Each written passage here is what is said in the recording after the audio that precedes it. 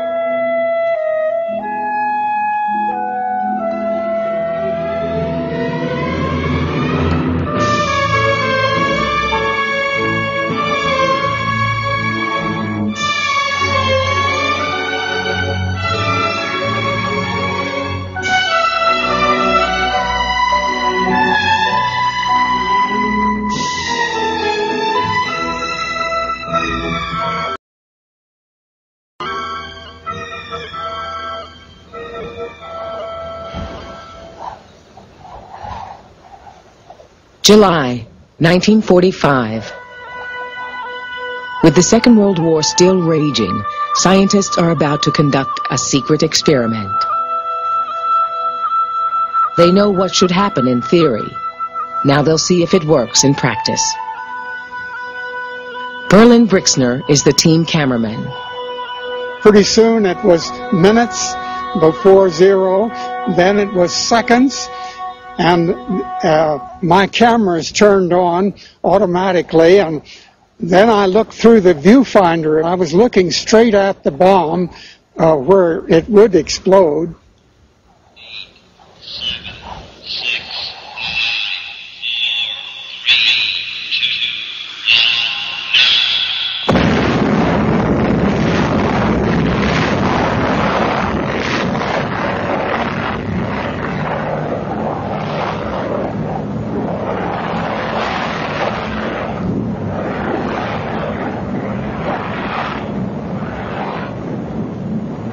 I saw the ball of fire rising, and then I realized I had to get to the panoramic controls of the camera and follow the bomb up, and then I did follow the ball of fire rising.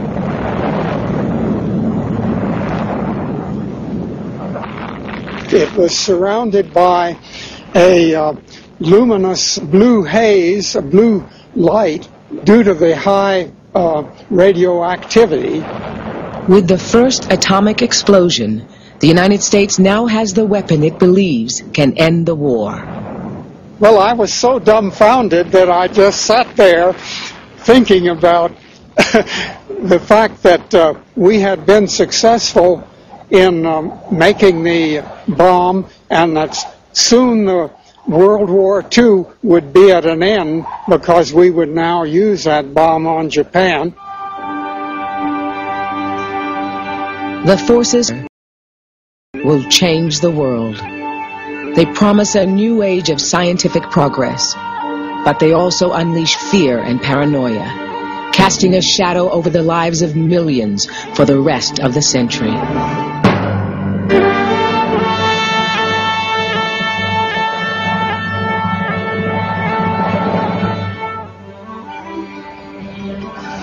The nuclear age began with an arms race conducted in utmost secrecy in the early 1940s. Huge processing plants were hurriedly built by the United States Army in a desperate attempt to develop an atomic bomb before Germany.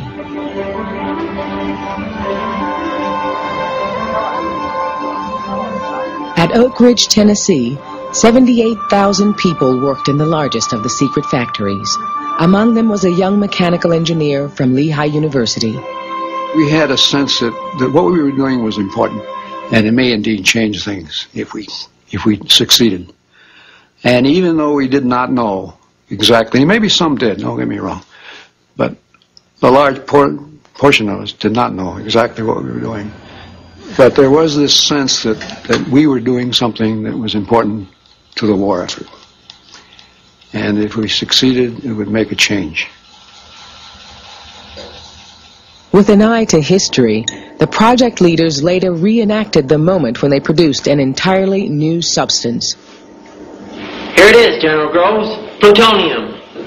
Well, that's the first I've ever seen. But after this, if you don't mind, I wish you'd hold something under it, because after all, there's about over $50 million in that tube.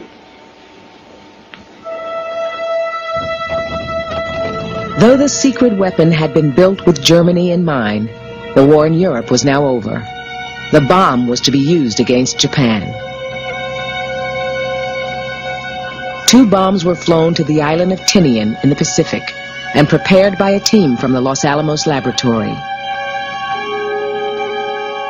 Harold Agnew was one of the young researchers. When the bomb was being loaded, we had some felt marking pens. And most everybody involved had written their names on it with some nasty remarks for the emperor or Hirohito or whoever it was and we usually put our families, our wives' names, daughters' names, and just saying this is a present. We had an intense hatred. It's the only way to describe it of the Japanese. Every week, 25,000 Chinese being killed. I don't know how many we were losing every week, and every day I think was crucial to ending the war. Some scientists had misgivings, but the final decision to go ahead and use the weapon was made in Washington. The target would be the port of Hiroshima. Harold Agnew flew as an observer. 21 days after the New Mexico experiment, a B-29 was over Hiroshima carrying an atomic bomb. At 8:15 in the morning of August 6th, Japanese time, the first atomic bomb struck an enemy target.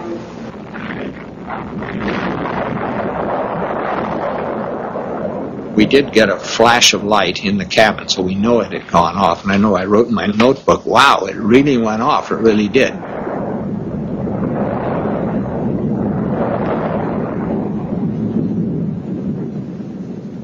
"31,000 feet below, Akira Ishida was riding a streetcar on his way to work in the center of Hiroshima. I saw a bright flash. It was like lightning, a thunderbolt. It was so intense I was blinded for a second. I passed out immediately. When I came round, my brother and I realized that we were buried under the bodies of all the passengers on the tram who died when the bomb went off. We were suffocating.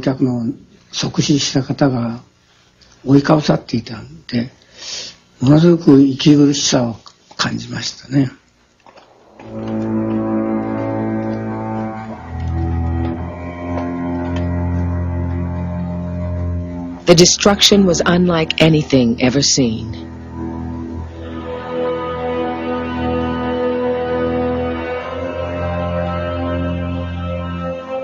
In an instant, 71,000 people had died.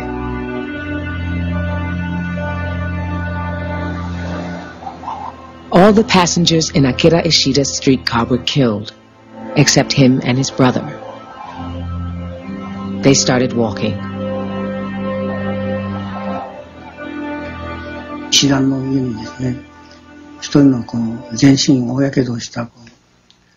Sitting on stone steps covered by blackened debris was a woman.